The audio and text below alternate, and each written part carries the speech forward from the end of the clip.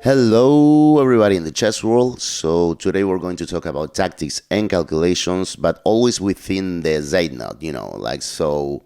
It's the idea will be for you to, well, whenever I tell you to pause the video and think, not to take more than maybe 2 or 3 minute stops, because, well, yeah, that's the situation. The idea is to learn to be practical, learn to, in a way, well, you have to calculate differently sometimes if we cannot afford to do so for a long time, because, well, there's just no time on the clock. So I think it's pretty cool to train yourselves to do that sometimes. You can kind of switch to a different mode where you'll be, well, I don't know if necessarily calculating quicker, because that could definitely lead to mistake. Like, you're like bishop here, pawn here, blah blah blah blah blah. This is classical that we get those stuff, that sort of rhythm, calculating rhythm in our minds, but sometimes that could lead to mistakes, or well, in combination with the nerves that we might have, well, that could lead us to certain mistakes. So, the idea is always trying to be in control. So we're going to start with the first example right now. I had been kind of pressing during this game, but my opponent was well, playing good moves. I remember he had like 40 minutes in the clock, which, well, this is typical situation. At least I can think with his time, but really big pressure on the clock. So I was actually looking to kind of to bail now. So, well, my opponent played queen takes b7, and, well, he's a pawn up. I have really active pieces, so the situation is quite chaotic. And I guess taking the queen is not, well, probably not a bad move. After exchanging everything, I could play knight d3, and this is well, and now, well, probably bishop e3. This maybe I can take on b2. Probably roughly equal, but, well, again, going into an ending like this with so little time on the clock, with my opponent having all the time in the world to calculate and trying to be precise, it was, well, really not my cup of tea, at least in that moment. So first, I remember like going, well, I play queen d3 here.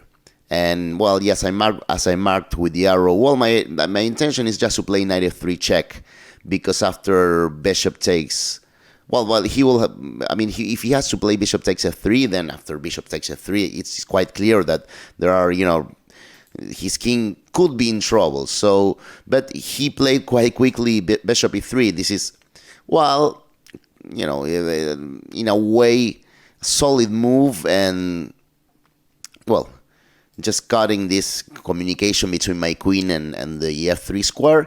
And he's kind of, well, in the last seconds I was thinking knight d4 might be a good idea for him now. Could be a good thing for white. So, again, I was kind of looking to bail now. So, I guess that, in a way, I'm going to ask you to pause the video, but I'll be specific. Try to bail. Just just take a draw and go home. This is like really last seconds. Opponent has 40 minutes. This is quite chaotic. A lot of you probably will continue playing the game, and I think that's, well, in general, the best thing to do. So, yeah, good. But, okay, specifically, let's try to search for a line to bail, because that's what I did.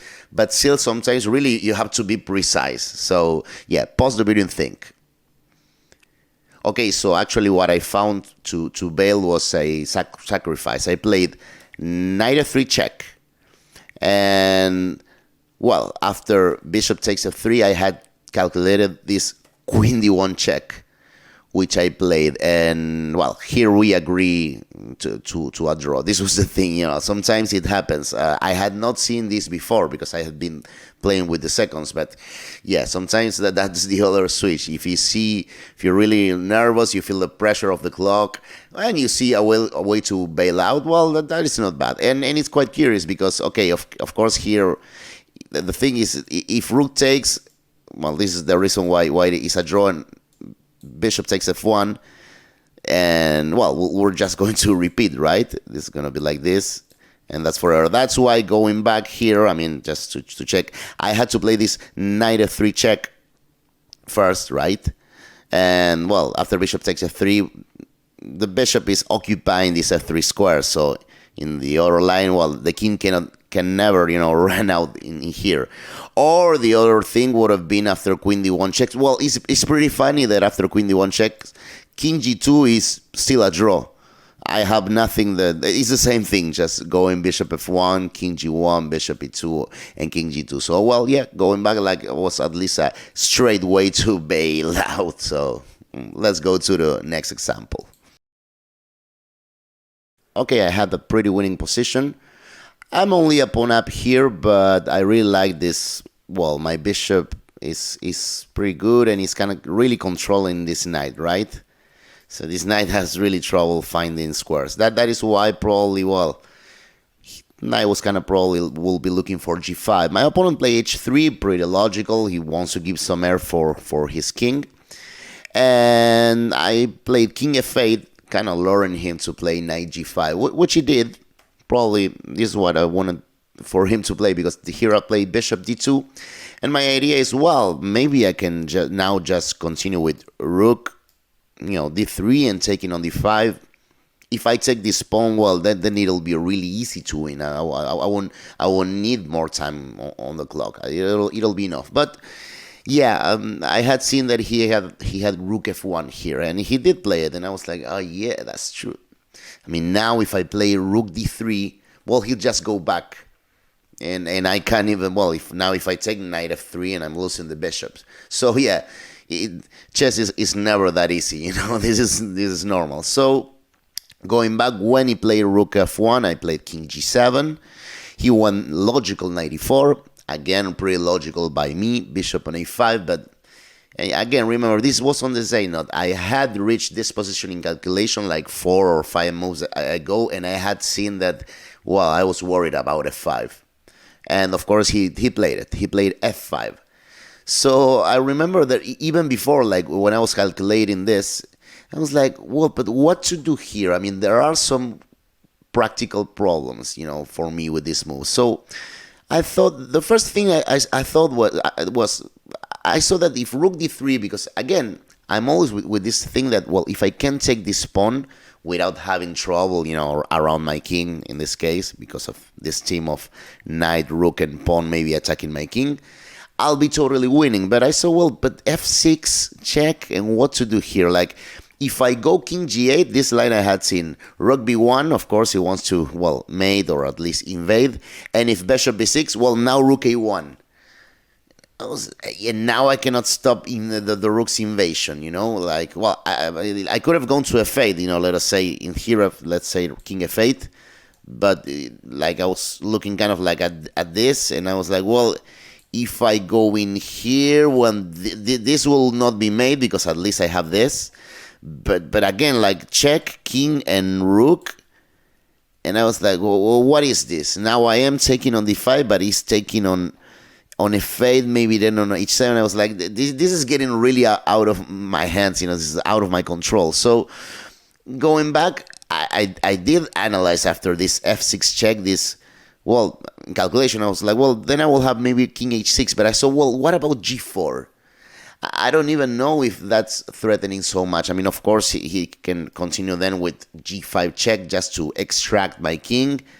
I'm not sure if that works for white. But if I played rook takes here, this line I did see. King g2, and I mean, I cannot leave the h file with my rook. Otherwise, there's gonna be mate. And after rook h4, which seems to be the only move, I saw king g3 insisting, and now I have to play g5. I was really, all of this that I'm mentioning, like really in really quick calculation, and I was like, I don't like this. Again, really quickly in calculation, I was, well, what if I just take this pawn? Going back to, the initial, f5 that he played. I was like, well, what about taking this pawn? Well, but rook takes f5. Now, the rook is protecting the weak pawn. There are still some sort of knight and rook, team a little bit against my king. This doesn't satisfy me either. f6, I also took a quick glance, like, well, maybe f6, but he will just take on g6 and then on f6. Like, I saw this, and, well, knight takes f6 was my main line. I even saw that rook takes f6 should be possible. It looks bad because I will have this rook e3. The idea is to, well, I'm attacking both pieces, the rook and the knight, which, by the way, is defending the rook, but well, rook f4 is possible, even rook e6 is possible. So I was like, when you think that no line is really working for you. So, well, now having considered all of these lines, I will pass you, ask you, well, what to play, like pause the video and think. So, okay, kind of like in the other examples, I kind of play a move that I was a little bit also to bail. Not as in the last example. Of course, I want to win this game, but to bail from all the possible trouble that I've seen in quick calculations. So, I play rook b5. And, well, the thing is, now if f6 check, again, probably king h6 is a good move, but I was seeing that g4, I wasn't sure. But now I can actually play king f8, right? Now it's different because my rook is protecting everything here, right? This is the main difference. Like here, I don't know, if rook a1, I can just, and this will now be ridiculous, right? I will just take the pawn. And what I mean is there is no, as in the other lines where it could have this rook b1 or rook a1. Remember that other line? So, it was like here. Remember, my rook was on d3 instead of on b5. So that was the thing, remember, king f8, it was like here, and after bishop here, and now I cannot, protect the back rank. So that was like the main difference. Rook b5 was like, okay, I'm bailing out of any f6 troubling check, And, well, my opponent actually took on g6, but, well, yeah, now I took there, and, well, there is no problem. Here I won it pretty easily. Since he has no more counterplay, he went back to protect his, well, weak pawn. As I said before, if this pawn falls, everything falls. And, well, I'll quickly show you how the game ended. I play f5, knight g5, and king f6. I'm just trying to come here and definitely take this pawn and win. So, well, I'm also obviously hitting the knight, so he played h4, but again, kind of like before, I played bishop c3 kind of to lure him to play rook c1, and he did, but now bishop d2, hitting both pieces. So, okay, I think I was expecting knight h7 check here, but, well, it is still lost. He actually took on c7, and in this position, he resigned. But, well, again, I'm going back to the initial position, and this is the position where I ask you to pause the video and think. I think that the best computer line was actually rook b4. Like, this intermediate move was the most precise, and after I actually saw this knight g5 in this line, but the computer is like, no, don't worry, just play h6, and when he goes away, take the pawn, like even double pawns. But yeah, again, not something that maybe one will be thinking so much about in the zeitnot, trying to keep control and not double the pawns. But again, after f5, I think that even more important than what I played is all this possible trouble that I was seeing, coming my way after f5. So sometimes, it's good to just, first, let's avoid any clear danger that we see on the part of our opponent, and then just try to go for our own ideas. Mainly when you're on the zeitnot, but you know that you have to win. This position, actually, this initial, let's say, position, it is probably winning or clear advantage, but probably winning. So you have this responsibility also to win the game. So, well, I mean, this brings me some memories, like the heart pounding hard, like, just the last seconds, you're trying not to mess up the position, not to ruin stuff. So I think it's quite cool. So, well, thanks a lot for watching. Remember to like, comment, and subscribe as usual. And, well, I will see you next time.